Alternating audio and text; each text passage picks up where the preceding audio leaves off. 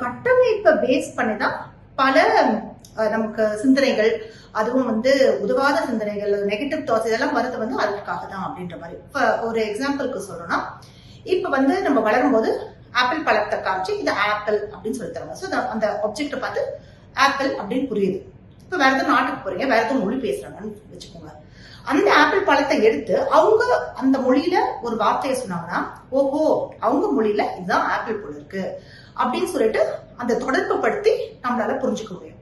So அதே மாதிரி ஒரு ஒரு கம்பேர் பண்ணி இல்ல டிஃபரன்ஷியேட் பண்ணி நம்மளால நம்ம புரிஞ்சுக்கிறோம். ஃபார் எக்ஸாம்பிள் பகல் இரவு அந்த மாதிரி இது ஒரு டிஃபரன்ஷியேஷன். சோ அவங்க ரெண்டுக்குமே தொடர்பு உண்டு. ஒண்ணு ஆப்போசிட் ஆஃப் ஈச் அதர் அப்படின்ற மாதிரி.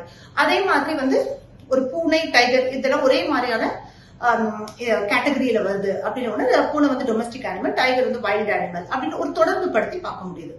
சோ இப்படிதான் சில விஷயங்கள் நம்ம கத்துக்கும் போது கற்றுக் கொடுக்கப்பட்ட விஷயங்கள் இப்ப நீங்க ஃபெயிலே ஆகக்கூடாது அப்படின்ற மாதிரி ஒரு விஷயத்த கத்து கொடுத்திருந்தாங்கன்னா, ஃபெயில் ஆனா என்னென்ன கான்சிக்வன்சஸ் ஆகும் அப்படின்ற மாதிரி உங்க மனசுல ஒரு கட்டமைப்பை வச்சிருப்பீங்க. சோ அப்படி இருக்கும்போது அப்ப படிக்கிறதுக்கு கூட பதட்டப்படலாம். ஏன்னா ஐயோ ஃபெயில் ஆயிட போறேனே அப்படின்ற ஒரு எண்ணத்திலேயே அது போய் அட்டெம்ப்ட் கூட பண்ண முடியாத அளவுக்கு அந்த பதட்டம் அதிகமா இருக்கலாம்.